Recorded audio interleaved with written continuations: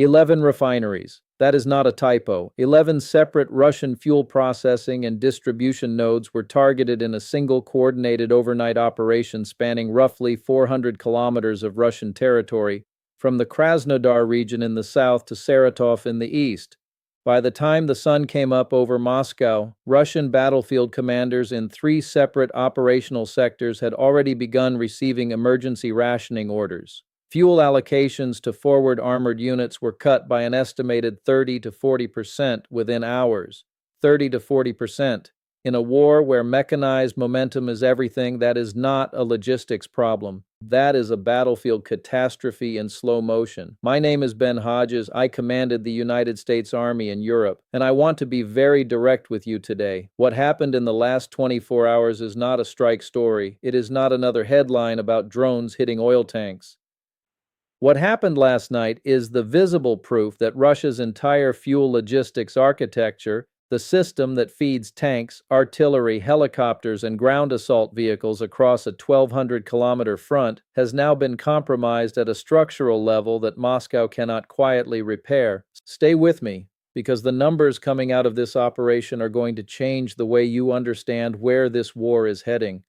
Let me reconstruct what we know, because the mainstream framing of this is already wrong. The headlines are calling it a drone campaign or a series of strikes. That language is insufficient. What the evidence shows is a coordinated, multi-axis, sequence targeting operation that followed the fuel supply chain from production to forward distribution in a single operational window. Here is the verified sequence as best we can reconstruct it.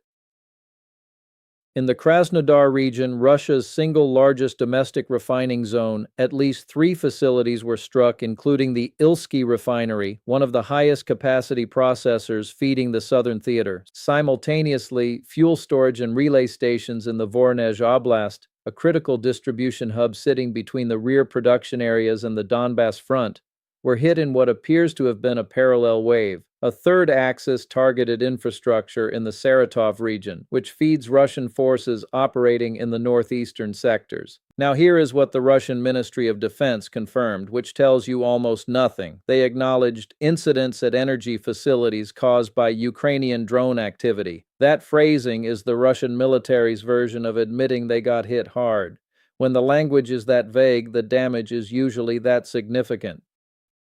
Ukrainian officials, for their part, confirmed long-range strike operations but provided limited detail on specific targets, which is standard operational security discipline. They are not going to hand Moscow a battle damage assessment. What we do know from satellite imagery analysis, from independent monitoring of fuel price spikes in Russian-occupied territories, and from intercepted logistics communications reported in Ukrainian military intelligence releases is this. The attack was not random. It followed a deliberate targeting logic. It did not simply try to start fires. It tried to collapse throughput.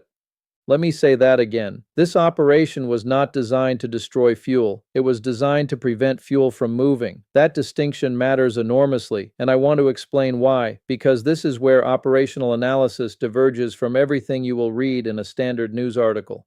Modern military logistics works in layers. You have production, refineries and processing plants. You have storage, large depot facilities, often in rear areas. You have distribution, the network of smaller relay points, pumping stations, rail transfer nodes, and convoy routes that move product forward. And you have consumption, the forward units actually burning fuel. Most strikes on Russian energy infrastructure over the past 2 years have targeted production. Large refineries, dramatic explosions, visible satellite damage, and those strikes have mattered. But what happened last night is different. The targeting pattern in this operation hit the distribution layer, the relay nodes, the transfer points, the choke points in the pipeline between storage and front. That is a far more sophisticated targeting approach because it does not require you to destroy the fuel. It only requires you to interrupt the flow. And the flow, once interrupted at enough points simultaneously, creates a cascading effect that a military organization cannot simply work around. Here is the analogy I want you to carry.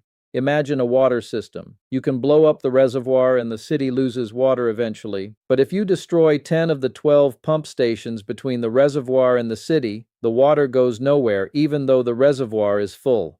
Russia has fuel in storage. We know this. But if the pipeline between storage and front is sufficiently broken, those reserves become strategically irrelevant. The tanks still run dry, the artillery still goes silent. This is the inflection point we may have crossed last night. Stay with me. The Russian military's fuel consumption at current operational tempo is estimated at somewhere between 800,000 and 1.2 million liters per day across the full front. That is a staggering logistical requirement, and it is already stretched. Russian commanders have been compensating for prior refinery damage by extending supply lines deeper into Russian territory, which means longer convoy routes, more exposure to interdiction, more fuel burned in the act of moving fuel, which is its own compounding inefficiency. Now add the distribution node damage from last night. What you get is a system that was already operating under strain entering a new phase of acute shortage. Forward unit commanders are not going to admit it on the radio, but the rationing orders already being reported tell the story. When a military command issues emergency fuel rationing to frontline armored units, it is not a precaution. It is a crisis response. Now I want to broaden the picture because this strike did not happen in isolation. It is the latest move in a targeting campaign that has been building coherent operational pressure on Russia's fuel system for months. And when you see the full sequence, you understand why last night may represent a qualitative threshold. Watch this very carefully. In late spring, Ukrainian forces destroyed or damaged significant processing capacity at the Novoshakhtinsk refinery in Rostov, one of the facilities specifically supplying forward forces in the Eastern Theater. That strike reduced available refined fuel for the southern flank by an estimated 15 to 20%.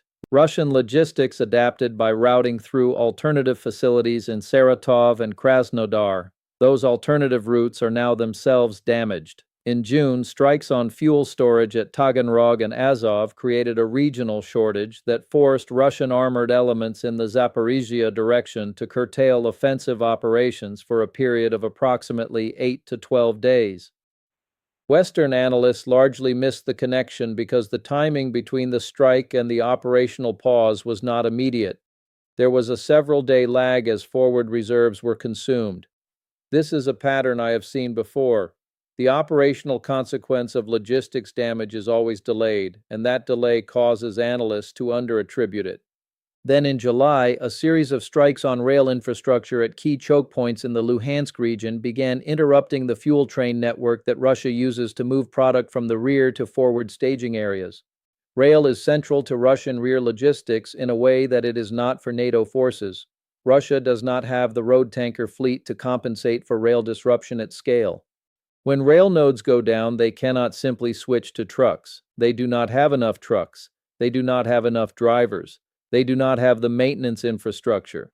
And now, last night's operation hits the distribution layer across multiple regions simultaneously. What you are watching, and I want to be very precise here, is not a series of disconnected strikes. You are watching the systematic dismantling of a fuel logistics architecture that Russia built for a very different war. They built it for a war they expected to last 6 weeks. They are now trying to run it in year 3 under sustained precision interdiction with an industrial base that is not generating replacement capacity at the required rate. That is not just a logistics story. That is a structural systems failure. Let me say that again, a structural systems failure.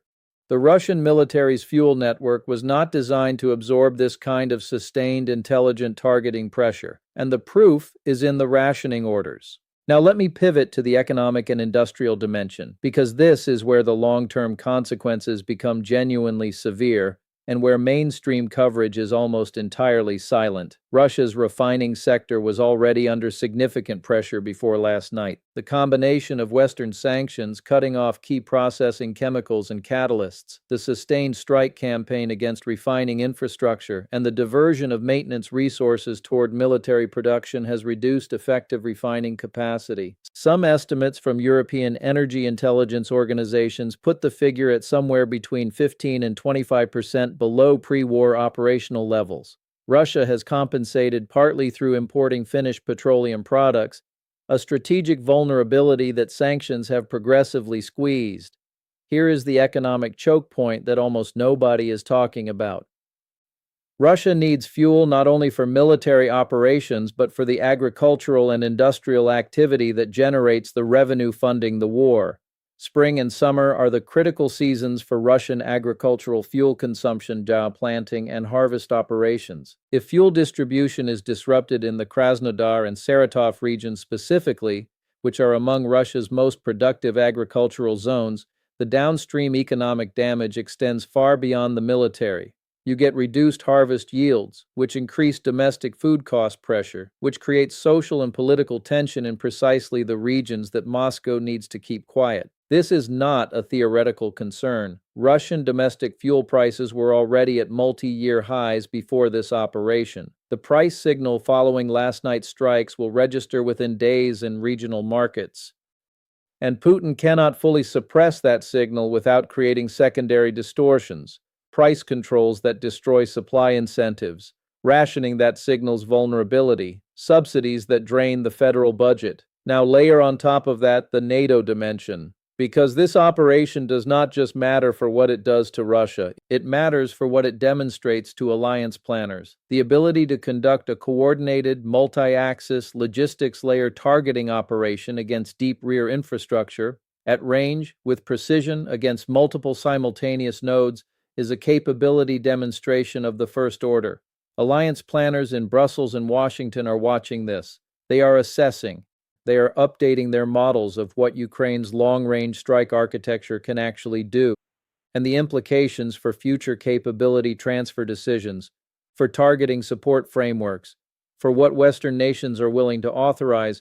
All of that gets recalibrated when Ukraine demonstrates operational maturity at this level. Stay with me, because there is one more dimension I need you to understand before I give you my forecast. The shadow fleet. Russia has been using a flotilla of uninsured flag of convenience tankers to circumvent Western oil export sanctions, moving crude and refined products through the Black Sea and Eastern Mediterranean to buyers in Asia and the Middle East.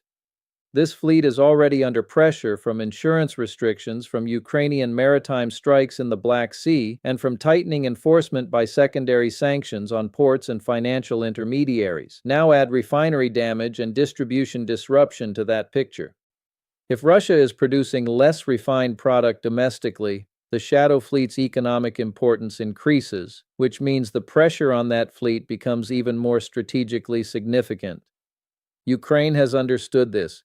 The integration of maritime strike capability, drone interdiction, and now deep logistics targeting into a coherent campaign is exactly what you would expect from a military that has learned, at tremendous cost, how to fight a great power adversary with limited resources. They cannot outmass Russia. They cannot out-artillery Russia on current Western supply trajectories. But they can outthink Russia, and last night is evidence that they are doing exactly that. Let me give you the diplomatic and alliance picture, because it is moving faster than the headlines suggest. The authorization framework that governs what Ukraine can strike, and how deep, and with what weapons, has been quietly evolving.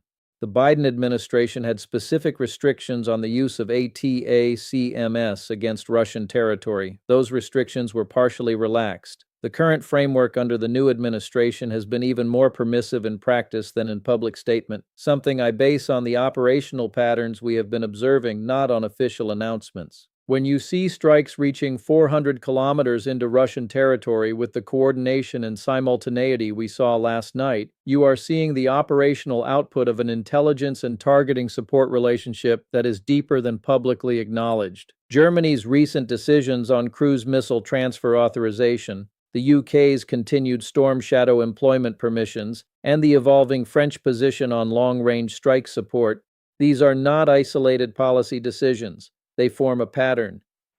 The alliance is, collectively and without formally announcing it, enabling a long-range precision campaign against Russian rear logistics, and the Russian leadership knows it, which is why the pressure we are now seeing in diplomatic channels, the back-channel messages, the nuclear signaling, the claims of Western co-belligerents, is getting louder, not quieter. That escalatory signaling from Moscow is, paradoxically, evidence that the campaign is working.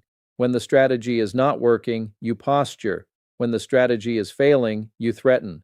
Russia is threatening. Watch the next 72 hours on two tracks simultaneously. Track 1, Russian operational response. Do forward units continue offensive operations at current tempo, or do we see a detectable pause and consolidation as fuel constraints bite? Track 2, Russian diplomatic signaling. Does Moscow escalate its rhetoric around NATO involvement, around nuclear posture, around unilateral de-escalation proposals? The combination of those two signals will tell you more about the real impact of last night's operation than any official statement from either side.